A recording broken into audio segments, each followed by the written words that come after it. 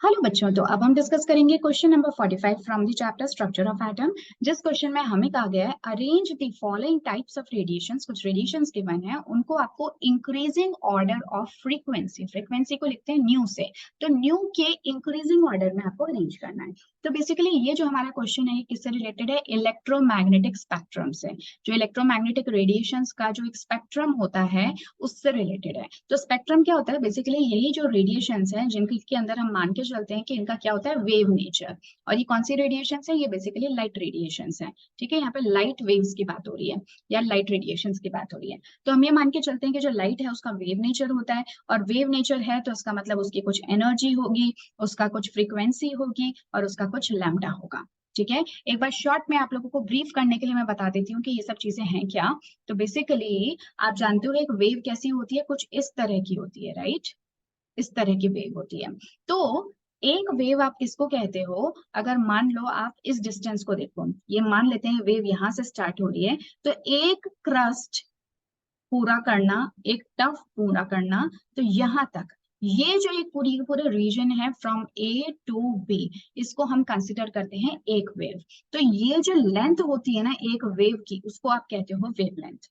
ठीक है, अब फ्रीक्वेंसी क्या होती है? तो कई बार क्या हो सकता है कि जो वेव है ना वो आपकी बहुत फटाफट फटाफट फटाफट फटाफट फटाफट ट्रेवल कर रही है, और हो सकता है कि दूसरी तरफ वेव आपकी इतना ज्यादा मतलब थोड़ा ब्रॉड है, जैसे कि आप यहाँ पे इस तरह से देख लो कि थोड़ी ब्रॉड है। तो हम क्या कहेंगे कि भाई एक सेकंड के अंदर ज्यादा वेव्स जो है वो किसके अंदर कवर हो रही है? पहले वाले केस में। तो हम कहेंगे इसकी फ्रीक्वेंसी ज्यादा है और इसकी फ्रीक्वेंसी कम है। यानी एक सेकंड में कितनी वेव्स जो है वो ट्रैवल कर पाती है, वो फ्रीक्वेंसी को बताता है।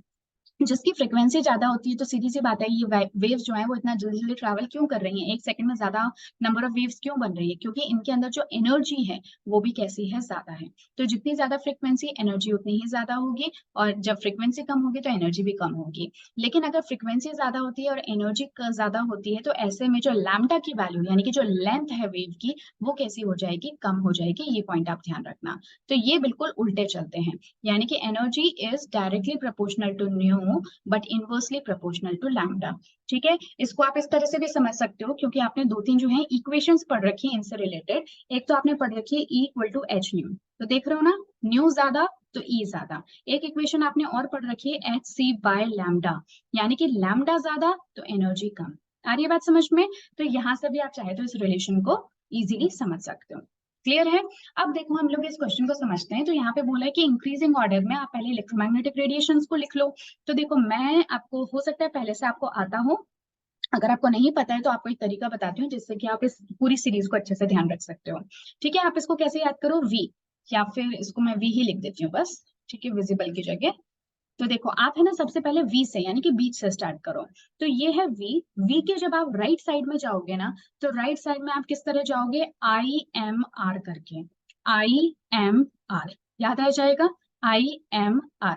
ठीक है, और जब आप लेफ्ट साइड में मूव करोगे ना, तो कैसे करोगे? वी है, वी के बाद में कौन आएगा? यूवी, फिर आएगा एक्स, फिर आएगा वाई, और जेड की जगह जगह पे आप याद कर लेना कॉस। या फिर आप क्या याद कर सकते हो भाई, जेड जो होता है ना वो जुकोजी आजकल होता है ना, बड़ा फेमस है, बड़ा ट्रेंड में है। तो जुकोजी जो होता है ना उससे आप याद कर सकते हो उस कॉस को, तो थोड़ा सा वो वैसे साउंड करता है। ठीक है, अब याद क्या करोगे और कैसे याद करोगे? तो देखो, वी का मतलब हो गया विजिबल, आई का मतलब हो गया इंफ्रारेड, एम का मतलब हो गया माइक्रोवेव, आर का मतलब हो गया रेडियो वेव्स। ठीक है, और यहाँ पे यूवी, यूवी आप जानते हो यूवी रेस। एक्स का मतलब हो गया एक्स रेस। वाई का मतलब हो गया, इसको ध्यान रखना, गामा रेस। गामा जो होता है ना वो वाई जैसा ही नजर आ रहा है ना, इसलिए आप इसको वाई से याद रख सकते हो। और कॉस का मतलब हो गया कॉस्मिक वेव्स। क्लियर है?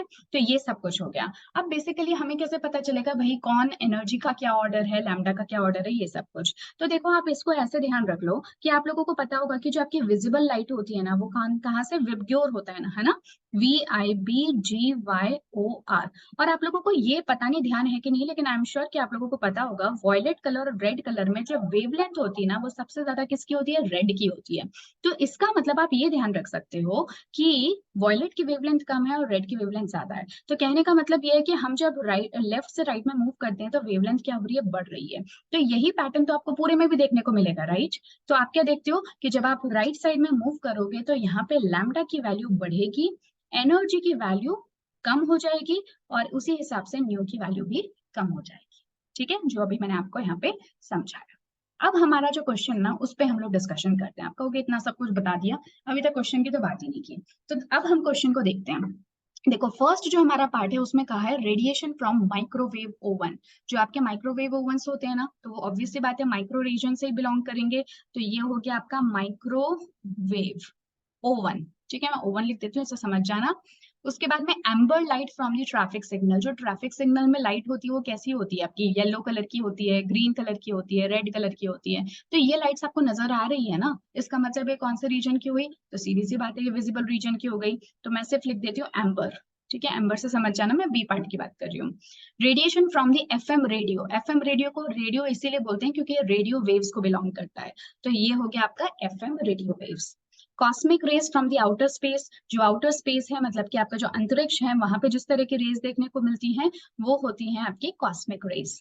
तो ये हो गया कॉस्मिक, और एक्स रेज आपको यहाँ पे नजर ही आ रहा है। अब तो सिंपल है ना, अब आपने सबको डिस्टिंग्विश कर लिया। अब आपको करना क्या था, उनको इंक्रीजिंग ऑर्डर ऑफ फ्रीक्वेंसी में आपको अरेंज करना था। जब हम लेफ्ट टू राइट में मूव कर रहे हैं तो फ्रीक्वेंसी कम हो रही है, इसका मतलब आपको कैसे मूव करना होगा, आपको राइट टू लेफ्ट में मूव करना होगा अगर इंक्रीजिंग ऑर्डर में जमाना है तो। ठीक है, तो जो सबसे ज्यादा सबसे अगर आप कहोगे कि सबसे कम जो फ्रीक्वेंसी है वो किसकी हो जाएगी, तो सबसे कम जो फ्रीक्वेंसी है वो हो जाएगी रेडियो की, क्योंकि अब आप लेफ्ट साइड में मूव कर रहे हो, है ना, ये बात मेरे ध्यान रखना।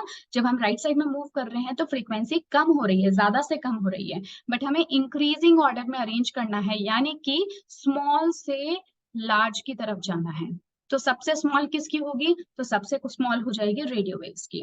तो इसको मैं लिख देती हूँ, रेडियो वेव्स की सबसे कम हुई, उसके बाद में माइक्रोवेव ओवन की हुई, उसके बाद में आपकी एम्बर लाइट की हुई, इसको 3 यहाँ पे लिख देती हूँ, और 4th नंबर पे आपका एक्स रेज आ जाएगा, और 5th नंबर पे कॉस्मिक रेज आ जाएगा।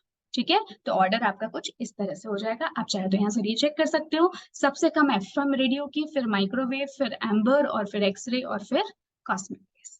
ठीक है, so this was all about the question number 45। Simple question था, बट अगर किसी को कुछ भी नॉलेज नहीं थी स्पेक्ट्रम के बारे में तो उनको थोड़ा सा मुश्किल लगा होगा, अदरवाइज वैसे बहुत सिंपल क्वेश्चन था ये। ठीक है, चलिए तो अब नेक्स्ट क्लास में मिलेंगे क्वेश्चन नंबर 46 के साथ में। Children take care and good bye.